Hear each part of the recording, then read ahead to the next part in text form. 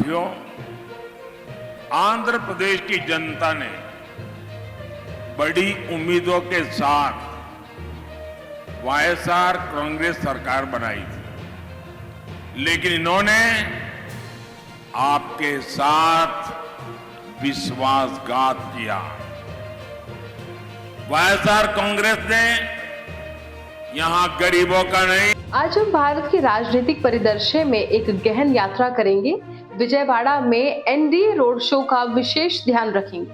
हम एनडीए और वाईएसआरसीपी के बीच उग्र चुनावी लड़ाई की खोज करेंगे और तेलंगाना में बीजेपी बनाम कांग्रेस की लड़ाई का विश्लेषण करेंगे। लेकिन क्या एनडीए आंध्र प्रदेश में अपनी खोई हुई जमीन वापस ले लेगा?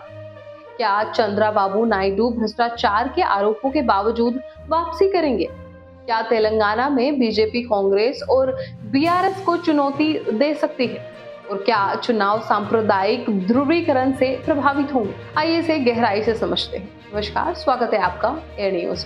हाल के आंतरिक चुनाव सर्वेक्षणों से संकेत मिल रहा है कि एनडीए आंध्र प्रदेश में 25 में से 19 लोकसभा सीटें जीत सकती है, जिसमें टीडीपी को 13 सीटें मिलने की संभावना है, जबकि भाजपा 4 सीटें और जनसेना पार्टी 2 सीटें जीत सकती है। वाईएसआरसीपी को केवल 5 सीटें मिलने का अनुमान है। कांग्रेस पार्टी को लोकसभा में सिर्फ 1 सीट मिलने की उम्मीद है।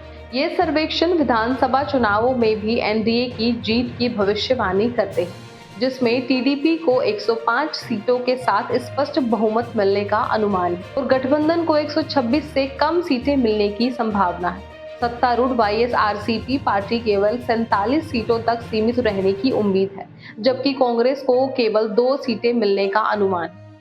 अनुमानों के अनुसार भाजपा को उच्च मतदान प्रतिशत के साथ 5 विधानसभा सीटें मिल सकती हैं और आगामी चुनावों में मतदाताओं के टीडीपी और एनडीए के पक्ष में आने से विधानसभा में उसकी वापसी हो सकती है। वैसे विजयवाड़ा में एनडीए रोड शो ने आंध्र प्रदेश में गठबंधन के बढ़ते जनाधार का पता लगाया।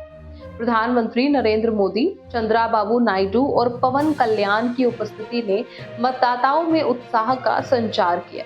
चुनावी सर्वेक्षणों से संकेत मिलता है कि आंध्र प्रदेश में एनडीए प्रबल स्थिति में है।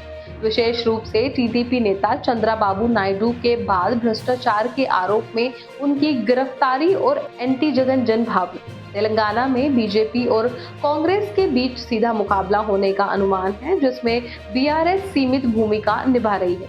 बीजेपी को यहां भी सकारात्मक जनाधार मिल रहा है, जहां प्रधानमंत्री मोदी और गृह मंत्री अमित शाह ने बड़े पैमाने पर रैलियां और रोड शो आयोजित किए हैं। आपको बता दें कि आंध्र प्रदेश में एनडीए के बढ़ते जनाधार को स्थानीय सात्रापों के पैसे और राजनीतिक प्रभाव का सामना करना होगा। हालांकि बीजेपी अपने शीर्ष नेताओं के कठिन परिश्रम और समर्पण से चुनाव में खराब प्रदर्शन कर सकती है।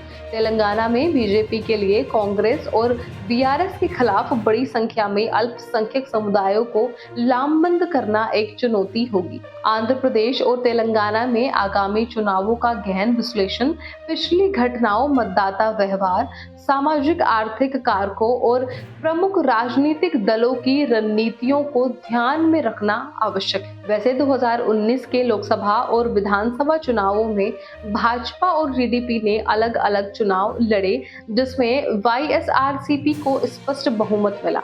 2022 में टीडीपी नेता चंद्राबाबू नायडू को भ्रष्टाचार के आरोप में गिरफ्तार किया गया, जिससे एनडीए के पक्ष में सहानुभूति की लहर पैदा हुई। हालांकि तेलंगाना में कांग्रेस ने अल्पसंख्यक समुदायों के समर्थन पर भरोसा किया है, जबकि बीजेपी ने विकास और राष्ट्रवाद के अपने एजेंडे पर जोर दिया है। तो इस तरह चुनावी सर्वेक्षण आंध्र प्रदेश और तेलंगाना दोनों राज्यों में एनडीए के पक्ष में लहर की ओर इशारा करते हैं।